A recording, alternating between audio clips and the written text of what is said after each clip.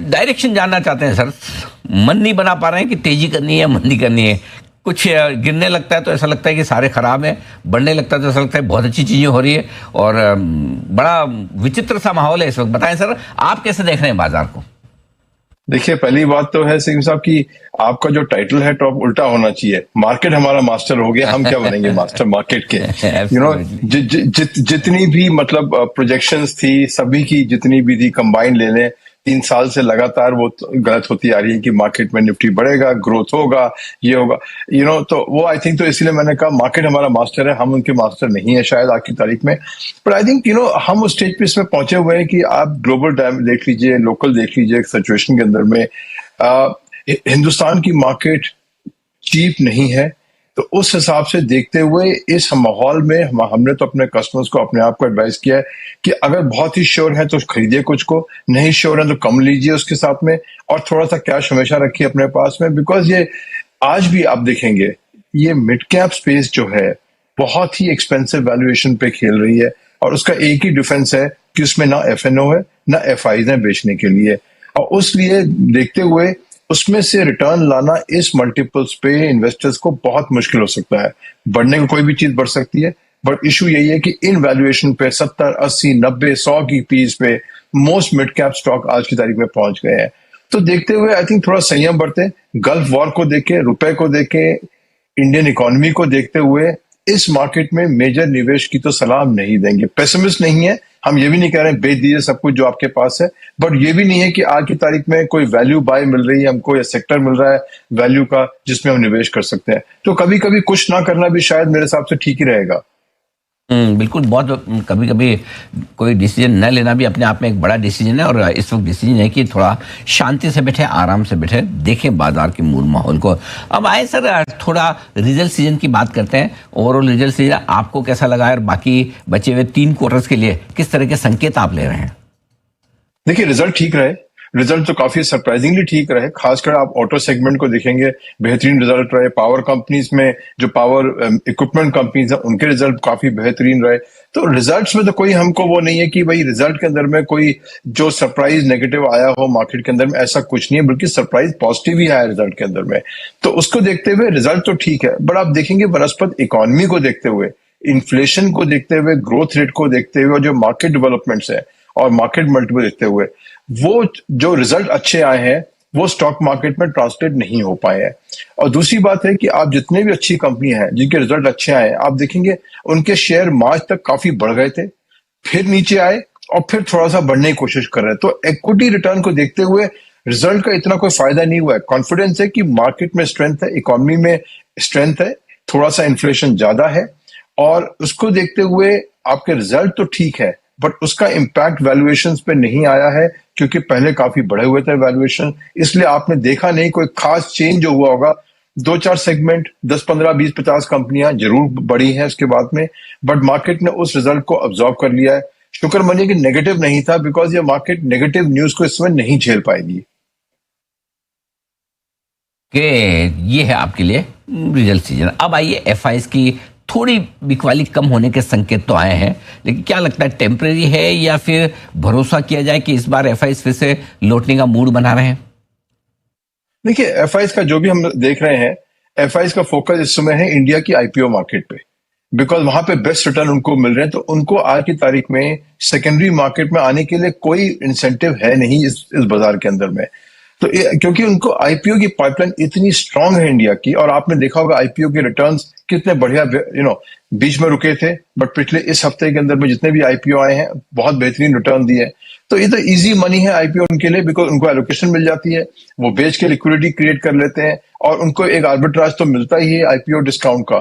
तो उसको देखते हुए आईपीओ सेंटिमेंट स्ट्रांग है, बट आईपीओ की तरफ, उन एलोकेशन की तरफ, ना कि सेकेंडरी मार्केट की तरफ। तो आई थिंक ये थोड़ा सा डाइकॉटमी जो चल रही है मार्केट में परेशान कर रही है, बिकॉज सेकेंडरी मार्केट से वो खरीद नहीं रहे हैं, लेकिन प्राइमरी मार्केट में बेहतरीन तरीके से पार्टिसिपेट करते हैं, और उसके बाद शेयर को बेच देते हैं आके यहाँ पे।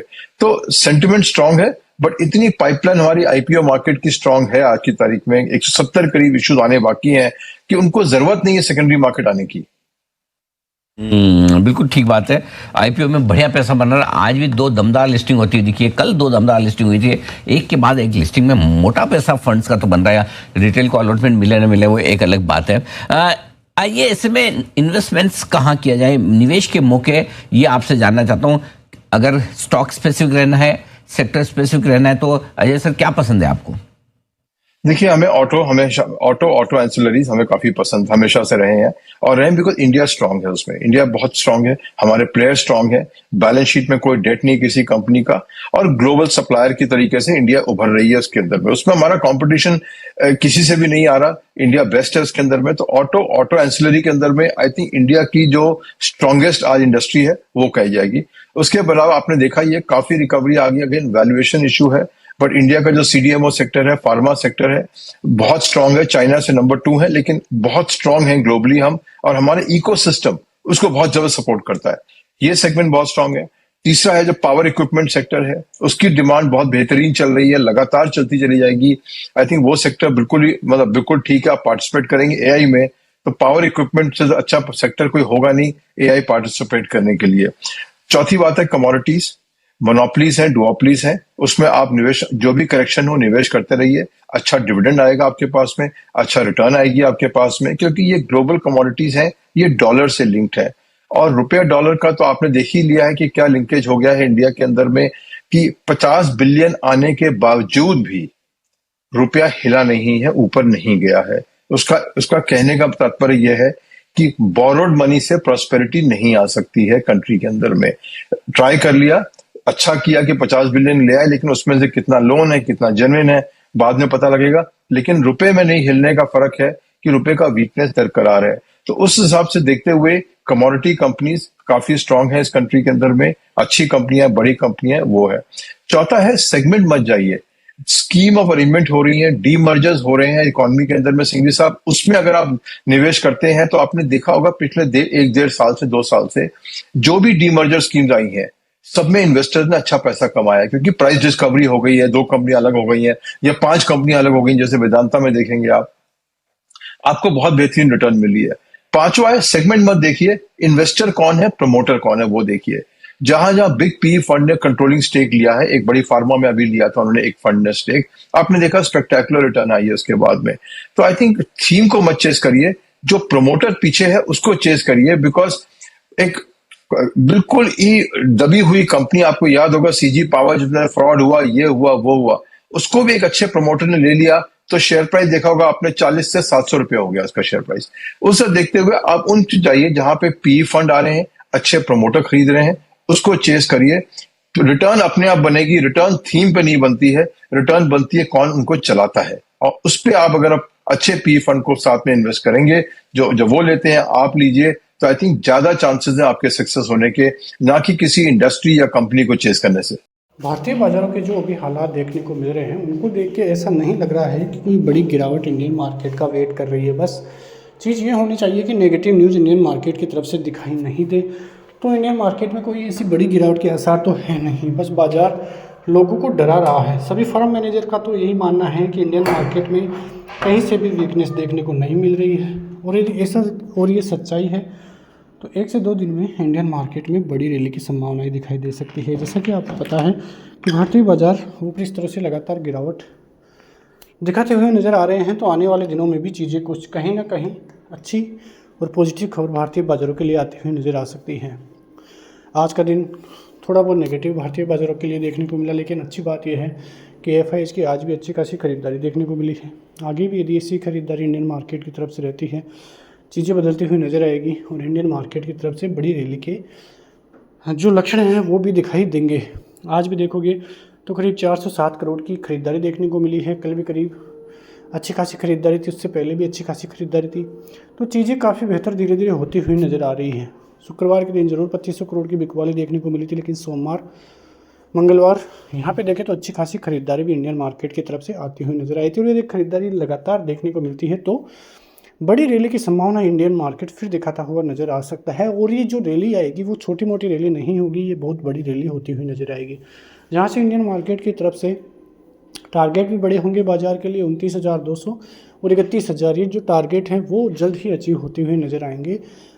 बैंक निफ्टी की तरफ से 65,000 और 70,000 के लेवल भी देखने को मिले तो भी कोई बड़ी बात नहीं है, क्योंकि अमेरिकी मार्केट ऑल टाइम हाई के लगभग ऑलरेडी है और बाजार की तरफ से अच्छी और पॉजिटिव खबरें भी नहीं हैं। उसके बावजूद भी अमेरिकी बाजारों में तेज़ी है, लेकिन इंडियन मार्केट अच्छी खासी गिरावट के साथ ही कामकाज कर रहे हैं। ऑल टाइम हाई से अभी भी 7 से 8% की गिरावट इंडियन मार्केट में देखने को मिल रही है।